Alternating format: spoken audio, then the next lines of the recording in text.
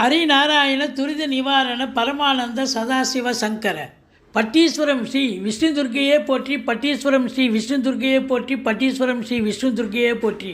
யோகிராம் சுரத்குமார், யோகிராம் சுரத்குமார், யோகிராம் சுரத்குமார். ஜெயகுரு ராயா. கனகம்பட்டி பழனிசாமி சித்திரை போற்றி, கனகம்பட்டி பழனிசாமி சித்திரை போற்றி, கனகம்பட்டி பழனிசாமி சித்திரை போற்றி. உலகெங்கிலும் வாழ்ந்து கொண்டிருக்கும் ஸ்ரீராம் ஆஸ்ட்ரோ யூடியூப் சேனல் நேயர்களுக்கு டாக்டர் சைதை ராஜாவின் அன்பான வணக்கங்கள். உங்கள் அத்துணை பேருக்கும் தமிழ் புத்தாண்டு நல் வாழ்த்துக்கள். விசுவாவசு தமிழ் புத்தாண்டு வாழ்த்துக்கள். இந்த கிரகங்கள் வார ராசி பலனை நம்ம சொல்ல போகிறோம். ஒவ்வொரு ராசிக்கும் எப்பேற்பட்ட பலனை வழங்கப் போகிறது என்பதை பார்க்கலாம் வாங்க. இதுவரைக்கும் எங்கள் சேனலை பார்த்து கொண்டிருக்கும் அன்பர்கள், இதுவரைக்கும் சப்ஸ்கிரைப் செய்யாதவர்கள் சப்ஸ்கிரைப் செய்து கொள்ளும்படி கேட்டுக்கொள்கிறோம்.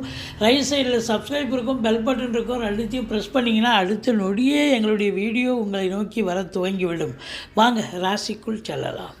மேஷ ராசி காலபுருஷனுக்கு முதல் ராசி. அஸ்வினி பரணி கார்த்திகை முதல் பாதம் உள்ளடக்கிய இந்த மேஷ ராசி என்பவர்களுக்கு இந்த வாரம் எப்படி இருக்க போகுது? தொழில் உத்தியோக மேன்மை இருக்கா? பண வரவு இருக்கா? குடும்ப சூழ்நிலை எப்படி? பிள்ளைகளுடைய நிலை எப்படி? டென்ஷன் மிகுந்த வாரமா இல்லை சந்தோஷமான ஒரு வாரமா? வரவு செலவு எப்படி? வரவை மிஞ்சி செலவு இருக்குமா? செலவு போக பணம் தங்குமா? பார்க்கலாம் வாங்க. அதாவது முதல்ல ராசிநாதன் நல்ல நிலையில் இருக்கணும். எந்த ஒரு ராசிக்கும் ராசிநாதன் நல்ல நிலையில் இருந்தால் தான் மேன்மையான ஒரு காலகட்டம். ராசிநாதன் நீச்சம் அடைகிறார். நீச்சம் என்பது பவர்லெஸ். அப்போது உங்களுக்கு ஒரு பின்னடைவை சந்திக்கக்கூடிய ஒரு காலகட்டம். எங்கு சென்றாலும் எச்சரிக்கையாக இருக்க வேண்டும். அதையும் தாண்டி சில நேரங்களில் ஒரு கன்ஃபியூஷன், இதை செய்யலாமா அதை செய்யலாமா அப்படிங்கிற ஒரு கன்ஃபியூஷனான ஒரு நிலை, அதாவது குழப்ப சூழ்நிலை ஏற்படும் அப்படின்னு சொல்கிறோம். சரி, தொழில் உத்தியோகம் எப்படி இருக்க போகிறது? 10ஆம் இடத்து அதிபதி 12இல் இருக்கிறார். 7.5 சனி ஸ்டார்ட் ஆகிடுச்சு. ஆனால் 10ஆம் இடத்தை குரு பார்க்கிறார். உங்களை பொறுத்தவரையிலையும் சனி பகவான் 12இல் இருக்கார். விரைய சனி, 7.5 சனி ஸ்டார்ட் ஆகிடுச்சு. விரைய சனி. இப்போ விரைய செலவுகள் கண்டிப்பாக இருக்கும். வரவை விட செலவு அதிகமாக இருக்கும் அப்படின்னு சொல்லுவோம். இப்போ டென்ஷன் இருக்கத்தானே இருக்கும், கண்டிப்பாக இருக்கும். 7.5 சனினாலே டென்ஷன் இருக்கும், பரபரப்பு இருக்கும், மந்திரிச்சு விட்டு மாதிரி இருப்பீங்க. ஒரு சிலர் இதை எதை செய்யணும் எதை செய்யக்கூடாதுன்னு ஒரு பிடிமானம் கூட இருக்காது. நீங்கள் சனி பகவானை வழிபாடு செய்து கொள்ளுங்கள். சங்கடம் தீர்க்கும் சனி பகவானே மங்களம் பொங்க மனம் வைத்தருள்வார். சச்சரவின்றி சனீஸ்வர தேவை இச்சகம் வாழ்க இன்னருள் தாத்தா. இந்த சுலோகத்தை சொல்லுங்கள். சனிக்கிழமை தோறும் எள்ளெண்ணெய் தீபம் விட்டு வாருங்கள். சனி பகவான் நீங்கள் வணங்க தலைக்கு வர்றது தலைப்பாயிட போகுங்க. மற்றபடி 10ஆம் இடத்தை குரு பார்ப்பது தொழில் சிறப்பாகத்தான் செல்லும். தொழில் சிறப்பாக சென்றாலும் வேலை பார்க்குற இடத்துல, தொழில் பண்ணுற இடத்துல டென்ஷன் பரபரப்பு இருக்கும். இருந்தாலும் செலவினங்கள் அதிகமாக இருக்கும். பல வரவு இருக்குமா அப்படின்னு பார்த்தீங்கன்னா, உங்களுக்கு 2ஆம் இடத்துல குடும்பஸ்தானத்தில் குருவே இருக்கிறார்.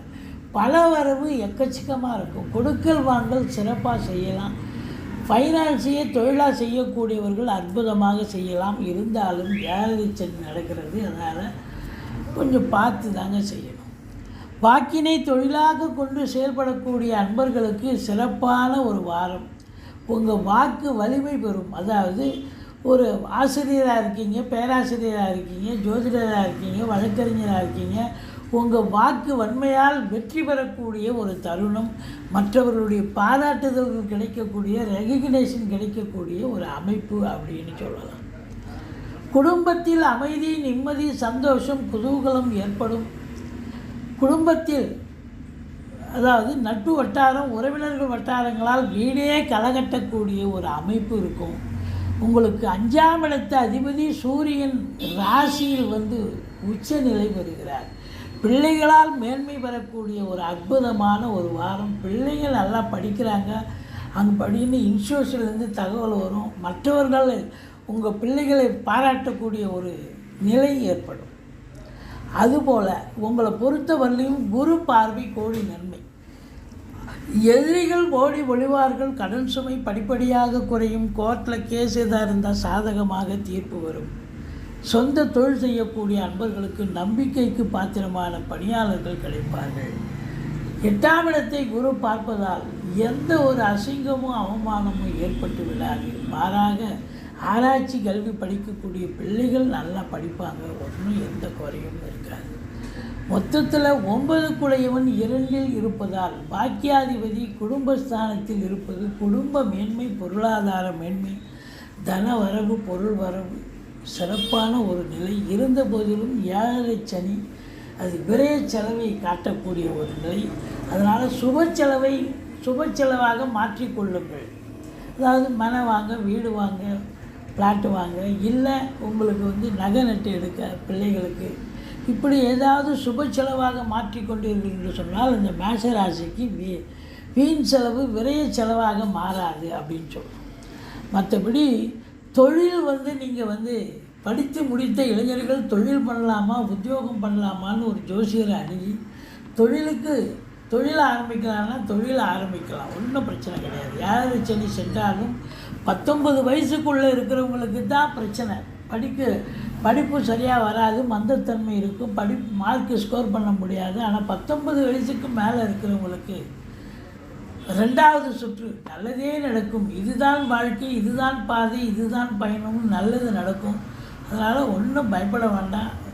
7 சனியாக இருந்த போதிலும் உங்களுக்கு தொழில் ஆரம்பிக்கலாம். அல்லது நீங்கள் உத்தியோகத்துக்கு போனோன்னா எந்த டிபார்ட்மெண்ட்டில் சேரணுமோ அந்த டிபார்ட்மெண்ட்லேயே சேரக்கூடிய ஒரு அமைப்பு இருக்குது. 12இல் ராகு பகவான் இருக்கிறார். உங்களை பொறுத்தவரையிலையும் அயல்நாடு செல்லக்கூடிய வாய்ப்புகளுக்காக காத்திருப்பவர்களுக்கு ஆன்சைட் ஆப்பர்ச்சுனிட்டி கண்டிப்பாக கிடைக்கும். உள்நாட்டு வாணிபம், வெளிநாட்டு வாணிபம், ஏற்றுமதி இறக்குமதியாளர்கள், ஷேர் மார்க்கெட்டில் இன்வெஸ்ட் பண்ணுறவங்க, ஸ்பெக்குலேஷன் பண்ணுறவங்க, ஆன்லைன் பிஸ்னஸ் பண்ணுறவங்க, ஹோட்டல் பிஸ்னஸ் பண்ணுறவங்க, இவங்களுக்கெல்லாம் சிறப்பான காலம். பத்திரிகை துறை, மீடியா துறை, எழுத்துத்துறை இவர்களுக்கும் ஒரு அற்புதமான நேரம். சுக்கிரன் பரிவர்த்தனை யோகத்தில் இருக்கார், உச்சநிலை பெறுகிறார். இதனால் வரைக்கும் சுக்கிரன் வக்ரகதியில் இருந்தார், இப்போ வக்ர நிவர்த்தி பெற்றுவிட்டார். இருந்த போதிலும் சுக்கிரனும் குருவும் பரிவர்த்தனை யோகத்தில் இருப்பதால் கலைத்துறையில் பணியாற்றக்கூடிய அன்பர்களுக்கு பொக்கிஷமான காலம். சினிமா இண்டஸ்ட்ரி, தொலைக்காட்சி இண்டஸ்ட்ரியில் வேலை பார்க்கக்கூடிய நடிகர், நடிகைகள், டெக்னீஷியன்கள், எடிட்டர்கள், கேமராமேன்கள், புகைப்பட கலைஞர்கள் அத்துணை பேர்களுக்கும் வாய்ப்புகள் கதவை தட்டப்போகிறது. இருந்த போதிலும் தந்தைக்கும் உங்களுக்கும் ஆரம்பத்தில் பிரச்சனை வரலாம். பிறகு சூரியன் மேஷத்துக்கு சென்று விடுகிறார். எது எப்படி இருந்த போதிலும் உங்களுக்கு சனி பகவான் உங்களுக்கு 9ஆம் இடத்தை பார்ப்பதால் தந்தைக்கும் ஏதாவது பிரச்சனைகள் வரலாம். அவரை அனுசரித்து போங்க. மற்றபடி பாக்கிய தடைகள் ஏற்பட வாய்ப்புகள் இருக்கிறது. மற்றபடி மேஷராசி அன்பர்கள் வணங்க வேண்டிய தெய்வம் முருகப்பெருமானை வழிபாடு செய்யுங்கள். 15, 16, 17 சந்திராஷ்டம தேதிகளாக வருவதால் அந்த தேதிகளில் புதிய ப்ராஜெக்ட் எதுவும் செய்ய வேண்டாம். வழக்கமாக செய்யும் பணிகளை செய்து வாருங்கள். மற்றபடி குறை ஒன்றும் இல்லை. இந்த மேஷராசி அன்பர்களுக்கு டென்ஷன் மிகுந்த ஒரு வாரம்தான், இருந்தாலும் குறை ஒன்றும் இல்லை. இதுவரைக்கும் எங்கள் சேனலை பார்த்தமைக்கு நன்றி. எங்கள் வீடியோ பிடிச்சிருந்தால் லைக் பண்ணுங்கள், ஷேர் பண்ணுங்கள், சப்ஸ்கிரைப் பண்ணுங்கள். மறக்காமல் சப்ஸ்கிரைப் பண்ணுங்கள். நன்றி. வாழ்க வளமுடன்.